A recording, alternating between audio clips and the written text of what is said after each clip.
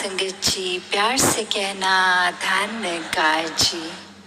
आज 2 महीने के बाद इस रूप में आप सबके बीच ये सत्संग करने का मौका, और जहाँ भी विदेश में ये सत्संग हुई, हर दिन हुई, और वही भाव संतों के वहाँ भी कि ये जीवन इस निराकार के आश्रय, इसके एहसास में ही बिताया जाए।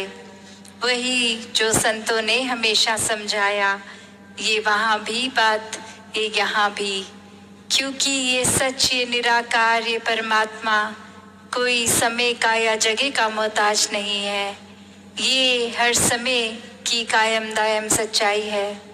और कैसे फिर हर समय ये पल जीवन के जो हर कोई जी रहा है, उसमें क्या कर रहा है, किस तरह ये जीवन तो अपने रफ्तार से आगे बढ़ती जा रही है, और इन पलों में क्या क्या करना है, क्या नहीं, ये ब्रह्म ज्ञान द्वारा सूझी तो मिल ही गई है, विवेक आ गया है। पर ये किस तरह समय का फिर भी एक इस्तेमाल हो रहा है, वो हर एक के ऊपर, और कैसे इसमें बेहतरी की जा सकती है।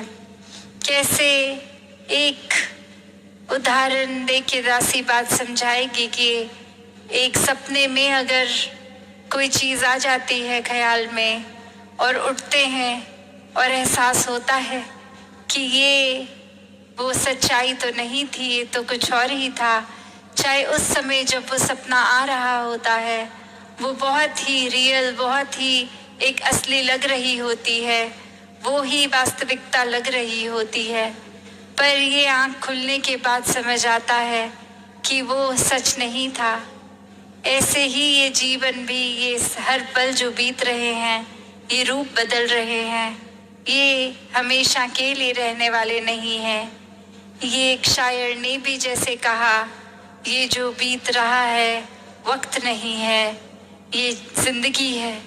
कि कैसे एक कुछ समय को हम टेक फॉर ग्रांटेड कर देते हैं कि चलो थोड़ी देर की ही बात है, कुछ काट लेते हैं, ऐसे ही समय काट लेते हैं, फिर समय ठीक हो जाएगा, या फिर हम कुछ जो करना चाहते हैं कर लेंगे।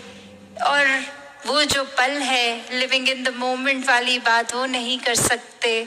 उस समय हमें आने वाले कल के, आने वाले समय के सुधार के लिए वो ख्याल, वो टेंशन लगी रहती है, और उस समय को पूरी तरह नहीं जी पाते।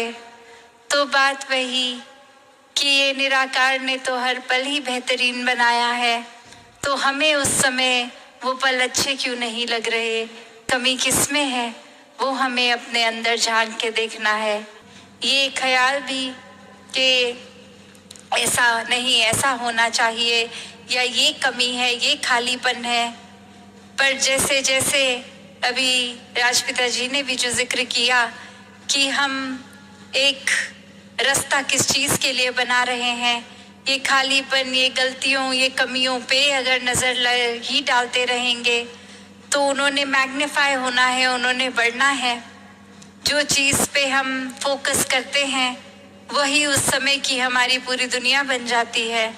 तो उस समय वही चीज़ सबसे महत्वपूर्ण लगती है। तो ऐसा अगर कुछ महत्वपूर्ण बना लिया है तो स्वाभाविक है कि सबकॉन्शियसली भी हम उसी तरफ अपनी सोच बनाए रखेंगे, क्योंकि हमारे लिए वो चीज़ महत्वपूर्ण है। फिर सब कुछ परफेक्शन से, एक बहुत ही पूर्णता से है, ये हर पल बहुत ही सुनहरा है। फिर ये जीवन में जो ये समागम का भी टॉपिक, ये विस्तार, तो ये विस्तार हर चीज़ में आएगा। ये ज्ञान ही अपने आप में इस निराकार के इतने करीब लाने के लिए, और ये निराकार ही इसका विस्तार हर जगह, ये कभी भी ख़त्म ना होने वाला। और कैसे फिर हम अपने सोच की भी विस्तार करें, अपने स्वभाव में अच्छाइयों के का भी विस्तार करें।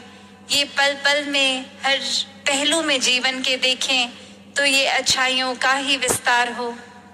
तो कैसे जब इस निराकार इस पूरन से जुड़ गए तो वाकई ही हर पल सुनहरा है। ये हर पल में फिर एक सच्चाई के साथ जुड़े हैं तो फिर फर्क नहीं पड़ता कि ये जीवन में हम किस तरह जी रहे हैं।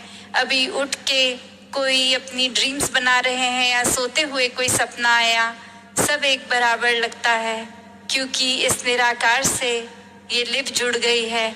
और फिर वो बंद आंखों का भी सपना मुबारक है, और जीते हुए अपने सपनों की ओर एक परिश्रम करते हुए वो अचीव करने की कोशिश भी मुबारक, क्योंकि वो हर चीज़ ही भक्ति बनी है। फिर ये दिल हर समय खुश भी रहता है, हर एक को खुशियाँ देने के बहाने ढूंढता है। किसी के प्रति ऐसी सोच नहीं कि एक इंसान का नुकसान किया जाए। बस यही होता है कि अगर कोई परिस्थिति ऐसी भी है जहाँ खुद अपने आप को एक पल के लिए कांटा भी चुभता है, पर दूसरे के लिए अपने हाथों से वो फूल की पंखुड़ी उनके रास्ते में बिछा दी जाए, तो ऐसा ही जीवन, ये कोई किताबी बातों का जीवन नहीं है, ये कोई हाइपोथेटिकल जीवन नहीं है, ये संतों का जीवन है। संत ऐसे ही होते हैं। और अब वो हम अपने आप से मेल कर लें ऐसे जीवन का। क्या हमारा जीवन ऐसा हो गया है? ये रुतबा ये बोलने के लिए तो महापुरुष शब्द हमारे लिए संत बोल देते हैं, पर क्या हम उस पे उतरे हैं?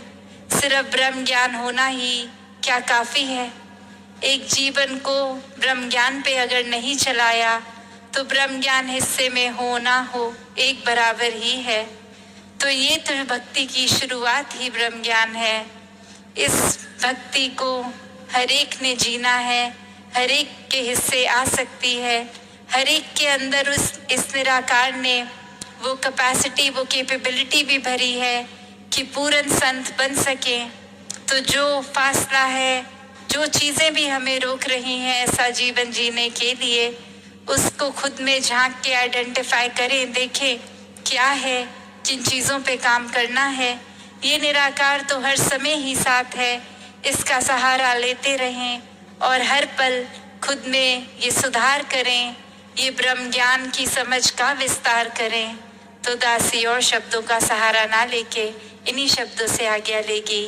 साथ संगत जी, धन निरंकार जी।